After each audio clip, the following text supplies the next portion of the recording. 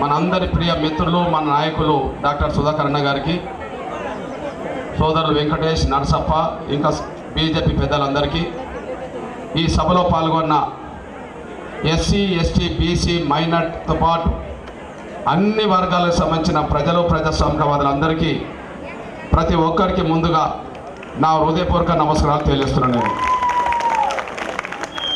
ప్రజలారా, ఈ నెల 26వ తారీఖు నాడు జరగబోయే ఎన్నికల్లో బీజేపీ అభ్యర్థిగా నిలబడ్డ డాక్టర్ సుధాకర్ అన్న గెలుపును కాంక్షిస్తూ అన్నను గెలిపించాలనే లక్ష్యంలో భాగంగా నేను నా వంతుగా కూడా ప్రచారం చేయడానికి నేను ఇక్కడికి వచ్చాను. 2 కారణాల వల్ల ఇక్కడికి వచ్చాను. ఒకటి, డాక్టర్ సుధాకర్ అన్న మీద ఉండబడే అభిమానం, ఆయన రుణం తీసుకునే అవకాశం వచ్చింది నాకు, అందువల్ల ప్రచారం చేయడానికి వచ్చాను. రెండోది, అన్నను గెలిపించడం ద్వారా గౌరవ దేశ ప్రధానమంత్రిగా ఉన్న గౌరవ నరేంద్ర మోడీ గారిని 3వసారి ప్రధానమంత్రి చేయడంలో భాగంగా ఆయన మీదున్న గౌరవం, నమ్మకం పెట్టుకొని నేను ఇక్కడికి ప్రచారానికి వచ్చాను. నా మాట కొద్దిగా ఆలోచించండి. నేను చెప్పే విషయాలు సత్యాలు ఉంటేనే మీరు అంగీకరించండి. నేను ఏదైనా అసత్యం మాట్లాడినంటే నా మాటకు విలువనీయబాకండి. ఎప్పుడూ బెంగళూరు వచ్చినా మాదిగ దొండర నాయకులు చెప్పే ఒక మాట ఏంటంటే, అన్న మాదిగ దొండర ఉద్యమానికి మొదటి నుంచి అన్ని రకాలుగా సహాయ సహకారాలు అందిస్తున్న ప్రముఖుడు ఎవరన్నా ఉంటే డాక్టర్ సుధాకర్ అన్న అని చెప్పి నిరంతరం నాకు చెప్తుంటారు. కానీ ఈర్ష్యతో ఉండబడే ప్రతిపక్ష పార్టీ కాంగ్రెస్, దేశంతో ఉండబడే ప్రతిపక్ష పార్టీ కాంగ్రెస్, మళ్ళీ ఈనండి, ఈర్ష్యతో దేశంతో ఉండబడే ప్రతిపక్ష పార్టీ కాంగ్రెస్ గౌరవ నరేంద్ర మోడీ గారి మీద, ఆయన 10 సంవత్సరాల పాలన మీద విమర్శలు పెట్టడానికి ఏ అంశం దొరకట్లా. గౌరవ నరేంద్ర మోడీ గారి 10 ఏళ్ల పాలన మీద విమర్శలు పెట్టడానికి, ఆరోపణలు చేయడానికి ఏ అంశం దొరకట్లే. ఏదన్నా అంశం దొరికింది వాళ్ళు అనుకుంటున్నారంటే, వాళ్ళు ఊహల్లో కలలు కంటున్నారంటే, గౌరవ నరేంద్ర మోడీ గారు దేశంలో మళ్ళా ప్రధానమంత్రి అవుతే రాజ్యాంగం పోతుంది, ప్రజాస్వామ్యం పోతుంది అని చెప్పి ఒక లేనిపోని అభూత కల్పంతో కూడిన దుష్ప్రచారం మాత్రం చేస్తుండనేసి కూడా మీరు మర్చిపోతారు సహనం కోరుతున్నాను నేను. ఇప్పుడు మళ్ళా గమనించండి, కానీ ఈ దేశాన్ని పరిపాలిస్తున్నది ఎవరు? ఈ దేశాన్ని పరిపాలిస్తున్నది ఎవరు? బీజేపీ నాయకుడే కాదు, కుల వ్యవస్థల్లో ఓబీసీ వర్గానికి సంబంధించిన వ్యక్తి, బీసీ వర్గానికి సంబంధించిన వ్యక్తి నరేంద్ర మోడీ గారు అనేసి కూడా మీరు మర్చిపోతారు సహనం కోరుతున్నానండి. మరి ఓబీసీ ప్రధానమంత్రి ఎస్సీలకు, ఎస్టీలకు, బీసీలకు ఉండబడే రిజర్వేషన్లు ఎత్తేస్తాడా? ఒక ఓబీసీ ప్రధానమంత్రి ఎస్సీలకు, ఎస్టీలకు, బీసీలకు ఉండబడే రిజర్వేషన్లు ఎత్తేస్తాడా? ఎత్తేసే వ్యక్తి అవుతే ఆయన పాలన ఏం సాక్ష్యం చెప్తున్నది? ఆయన గౌరవించేటట్టుగా చూస్తున్నాడా, ఎత్తేసేటట్టుగా చూస్తున్నాడా? ఒక సాక్ష్యం పెడతాను, గమనించాల్సే విజ్ఞప్తి చేస్తాను నేను. ఒక మాటలు చెప్పాలంటే ఒకసారి నేను అర్థం చేసుకోని చెప్తున్నా నేను. కాంగ్రెస్ సోషల్ జస్టిస్కు వ్యతిరేకం, కానీ బీజేపీ గౌరవ నరేంద్ర మోడీ గారు సోషల్ జస్టిస్ అమలు చేస్తాడనేసి కూడా మీరు మర్చిపోదు. సామాజిక న్యాయానికి వ్యతిరేకం కాంగ్రెస్, సామాజిక న్యాయానికి అనుకూలం బీజేపీ గౌరవ నరేంద్ర మోడీ గారు.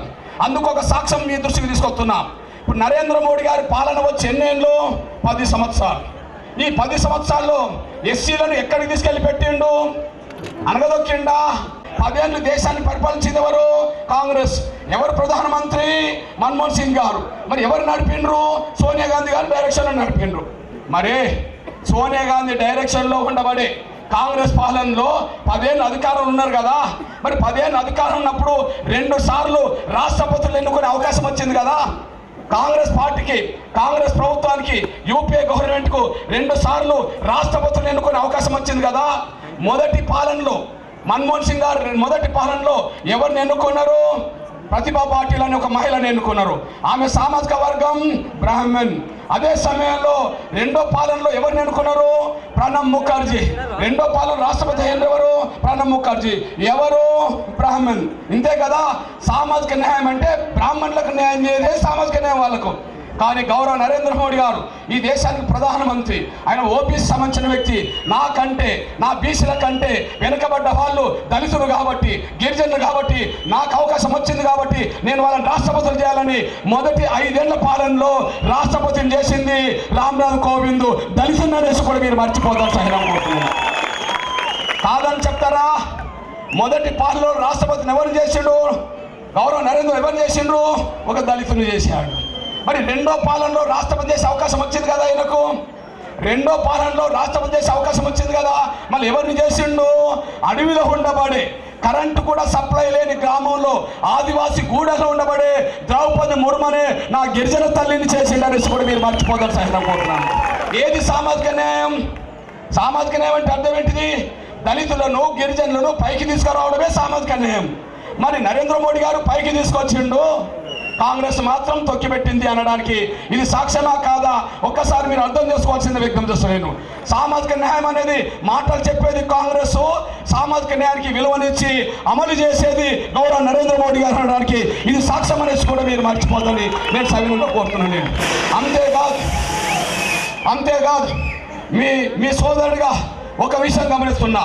అన్న మీద దుష్ప్రచారం చేయడానికి, ప్రచారం చేయడానికి ఏ అంశాలు లేవు కాబట్టి రాజ్యాంగం పోతుందట, ప్రజాస్వామ్యం పోతుందట, రిజర్వేషన్ పోతాయట. ఇది ఖర్గే మాట్లాడుతున్నాడు, రాహుల్ గాంధీ మాట్లాడుతున్నాడు. వాళ్ళకి ఇంకా వేరేం దొరకట్లేదు. ఇగో ప్రజాస్వామ్యం నిజంగా లేకుండా పోయింది ఎప్పుడు? రాజ్యాంగం అమల్లో లేకుండా పోయింది ఎప్పుడు? ప్రజాస్వామ్యం ఎప్పుడు లేకుండా పోయింది ఈ దేశంలో? రాజ్యాంగం ఎప్పుడు లేకుండా పోయింది? ఒకే కాలంలో ప్రజాస్వామ్యం, రాజ్యాంగం లేకుండా పోయింది.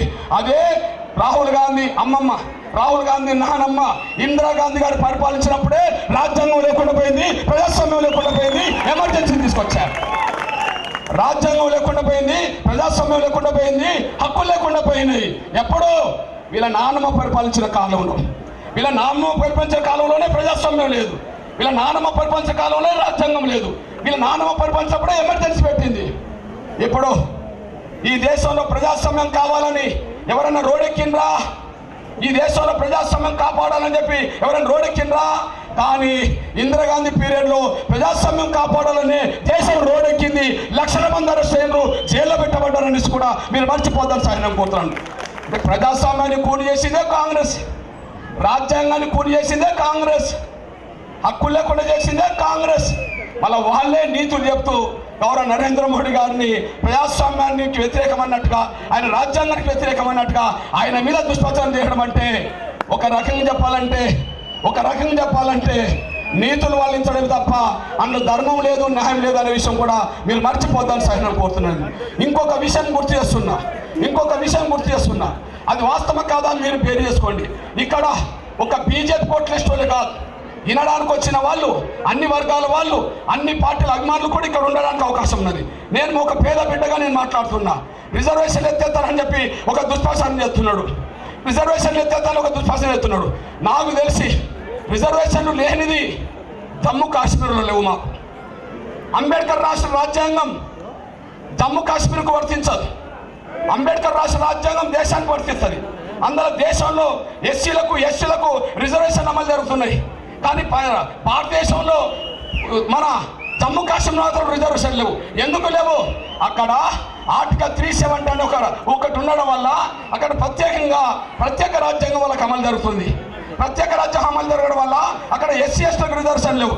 కానీ ఎప్పుడైతే నరేంద్ర మోడీ గారు ఆర్టికల్ 370 రద్దు చేసిండో, దేశమంతా ఒకటే, దేశానికి రాజ్యాంగం ఒకటే, రిజర్వేషన్ ఒకటే అని చెప్పి ఎప్పుడైతే రద్దు చేసిండో, రేపటి నుంచి అదే జమ్మూ కాశ్మీర్లో ఎస్సీ ఎస్టీలకు రిజర్వేషన్ అమలు జరగబోతున్నాయనే విషయాన్ని మర్చిపోతాను సార్ నేను కోరుతున్నాను. నేను మరి జమ్మూ కాశ్మీర్లో రిజర్వేషన్లు ఎందుకు అమలు చేయలేదు కాంగ్రెస్?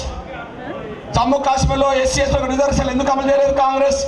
అమలు చేసే దమ్ము దానికి ఎందుకు లేకుండా పోయింది? ఆర్టికల్ 370 ఉన్నంత వరకు ఆడ రిజర్వేషన్ అమలు జరగవు. మరి ఆర్టికల్ 370 రద్దు చేసి ఎస్సీ ఎస్టీలకు అక్కడ రిజర్వేషన్ అమలు చేయవచ్చు కదా. రద్దు చేసే దమ్ము లేదు కాబట్టి అది రద్దు చేయలేదు. దమ్మున్న నాయకుడు మాత్రమే ఆర్టికల్ 370 రద్దు చేసిండు, రిజర్వేషన్ అమలు జరగబోతున్నాయి. మరి రిజర్వేషన్ అమలు చేయిందో కాంగ్రెస్ అవుతే, జమ్మూ కాశ్మీర్లో రిజర్వేషన్ అమలు చేసేదే బీజేపీ అయిపోయింది, నరేంద్ర మోడీ గారు అయిపోయిండు. మరి ఏ రిజర్వేషన్ అమలు ఎత్తేస్తాడు నరేంద్ర మోడీ గారు? ఇంకొక విషయం గుర్తు చేస్తున్నాను. రిజర్వేషన్ ఎత్తేస్తామంటారంటారు కదా నరేంద్ర మోడీ గారు. అసలు స్వాతంత్రం వచ్చిన కాంచి అగ్రకులాలో ఒక బాధ ఉండే, స్వాతంత్రం వచ్చిన కాంచి అగ్రకులాలో ఒక బాధ ఉండే. ఎస్సీలకైనా రిజర్వేషన్లు, ఎస్టీలకైనా రిజర్వేషన్లు, బీసీలకైనా రిజర్వేషన్లు, మాకొద్దా రిజర్వేషన్లు అని చెప్పి అగ్రకులాల పేదల్లో ఒక అభిప్రాయం ఉండేది. మరి దేశాన్ని పరిపాలించిన వాళ్ళు చాలా మంది ఉన్నారు కదా, అగ్రకులాల పేదలకు రిజర్వేషన్లు ఇవ్వచ్చు కదా, ఈడబ్ల్యూఎస్ రిజర్వేషన్ తీసుకురావచ్చు కదా. మరి కాంగ్రెస్ తీసుకురాలేదు కదా, ఎవరు తీసుకురాలేదు కదా. ఒక ఓబీసీ ప్రధానమంత్రి అగ్రకులాల పేదల మీద దృష్టి పెట్టి అగ్రకులాల పేదలకు దేశం మొత్తం మీద 10% రిజర్వేషన్ అమలు చేసిన నిర్ణయం ఒక నరేంద్ర మోడీ గారు తీసుకున్న విషయం కూడా మీరు మర్చిపోదని సహనం కోరుతున్నాను నేను. మరి ఇంకా ఏ రిజర్వేషన్లు ఎత్తేస్తాడు నరేంద్ర మోడీ గారు? ఏ రిజర్వేషన్లు ఎత్తేస్తాడు? ఎస్సీ ఎస్టీలకు రిజర్వేషన్ లేకపోతే ఎస్సీ ఎస్టీలకు రిజర్వేషన్లు ఆయనే అమలు చేసే కొత్తగా.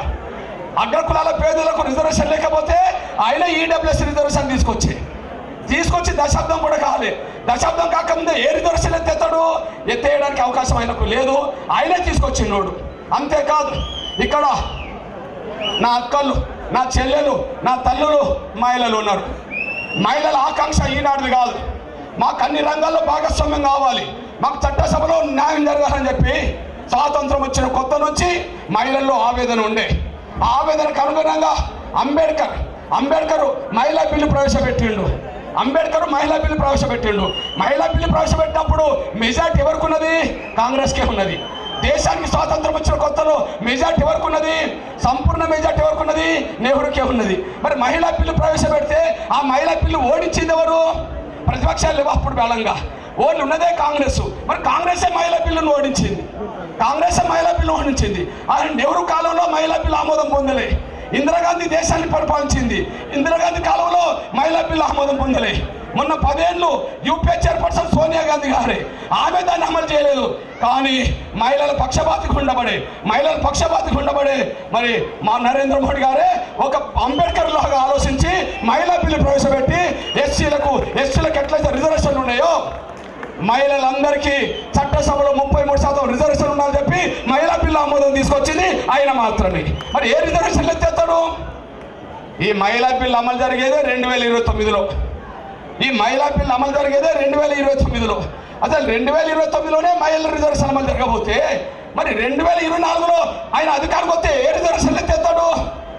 అంతేకాదు మా నరేంద్ర మోడీ గారు ముస్లింలకు వ్యతిరేకమని వాళ్ళకు వ్యతిరేకమని మాట్లాడుతున్నారు. ముస్లింలకైనా వ్యతిరేకం అవుతే త్రిపుల్ తలాక్ చట్టం రద్దు చేసి పేద ముస్లిం మహిళలను ఆదుకున్నది ఎవరంటే గౌరవ నరేంద్ర మోడీ గారు అనేసి కూడా మీరు మర్చిపోద్దని సహనం కోరుతున్నాను. ఏ రీతి చూసినా, ఏ పరిస్థితి చూసినా కూడా ఈ దేశానికి ప్రధానమంత్రిగా గౌరవ నరేంద్ర మోడీ గారు మళ్ళీ 3సారి అవుతూనే దేశ భద్రత ఉంటుంది, దేశ గౌరవం ఉంటుంది, దేశ అభివృద్ధి ఉంటుంది. మీ అందరు తెలుసు గౌరవ నరేంద్ర మోడీ గారు ఈ దేశానికి ప్రధానమంత్రి కాకముందు పాకిస్తాన్ తోటి చుట్టుపక్కల దేశాలతోటి నిత్యం గొడవలు ఉండేది, నిత్యం వాళ్ళొచ్చి తీవ్రవాదాలను ప్రోత్సహించేది, నిత్యం అల్లర్లు ఉండేది, నిత్యం మర్డర్లు ఉండేది. కానీ ఎప్పుడైతే నరేంద్ర మోడీ గారు ప్రధానమంత్రి అయిందో పాకిస్తాన్ ఆటలకు, పాకిస్తాన్ పంపే తీవ్రవాదులకు చెక్ పెట్టిన విషయం మీరు మర్చిపోదాన్ని సహనం కోరుతున్నాను. పాకిస్తాన్ ఆటలకు, పాకిస్తాన్ పంపే తీవ్రవాదులకు చెక్ పెట్టేశాడు. అంటే ఇప్పుడు పాకిస్తాన్ మన మీదకి వచ్చడం పక్క పెట్టు, వాళ్ళ ఆత్మరక్షణ పడి పరిస్థితి. ఇప్పుడు చైనా మన దేశం మీదకి ఏదో రకంగా రావడానికి కుట్రలు చేస్తున్న సమయంలో ఈ దేశానికి ఎవరు ప్రధానమంత్రి ఉండాలి? రాహుల్ గాంధీ ఉంటే ఈ దేశాన్ని కాపాడలేడు, మల్లికార్జున ఖర్గే ఉంటే దేశాన్ని కాపాడలేడు. దేశాన్ని కాపాడాలంటే, దేశం ఒక తాటిని నిలబడాలంటే, ఈ దేశం ముందుకు సాగాలంటే కేవలం నరేంద్ర మోడీ గారు మాత్రమే మళ్ళీ 3సారి ప్రధానమంత్రి కావాలి. ఈ విషయం మీరు అర్థం చేసుకుంటారని చెప్పి నేను ఆశిస్తూ, నేను ఆశిస్తూ ఇంకొక విషయం గుర్తు చేసి ఇక్కడ నుంచి వెళ్తాను. నేను ఈ దేశ ప్రధానమంత్రులైన వాళ్ళ పేర్లన్నీ చూశాను, వాళ్ళ క్యాబినెట్లు చూశాను. ఈ దేశ ప్రధానమంత్రి అయిన పేర్లను చూశా, వాళ్ళ క్యాబినెట్ చూశా. ఎప్పుడు కూడా ఎస్సీ ఎస్టీల బీసీల ప్రాతినిధ్యం కేంద్ర మంత్రివర్గంలో 40% దాటలే. ఎస్సీ ఎస్టీ బీసీల ప్రాతినిధ్యం కేంద్ర మంత్రివర్గంలో 40% దాటలే. కానీ గౌరవ నరేంద్ర మోడీ గారు ప్రధానమంత్రి ఉన్న ఈయన పెద్దైన క్యాబినెట్లోనే 50% దాటి 60% వచ్చిందనేసి కూడా మీరు మర్చిపోదు. ఉదాహరణకు ఇప్పుడు కేంద్ర మంత్రివర్గంలో నరేంద్ర మోడీ గారి ప్రభుత్వంలో కేంద్ర మంత్రివర్గంలో ఒక 77 మంది మంత్రులు ఉంటే అందులో 27 మంది ఓబీసీలు అనేసి మీరు మర్చిపోతారు సహనం కోరుతున్నాను. మరి అనగాని వర్గాల పక్షపాతిగా అలా స్పష్టంగా కనిపిస్తున్నాడు.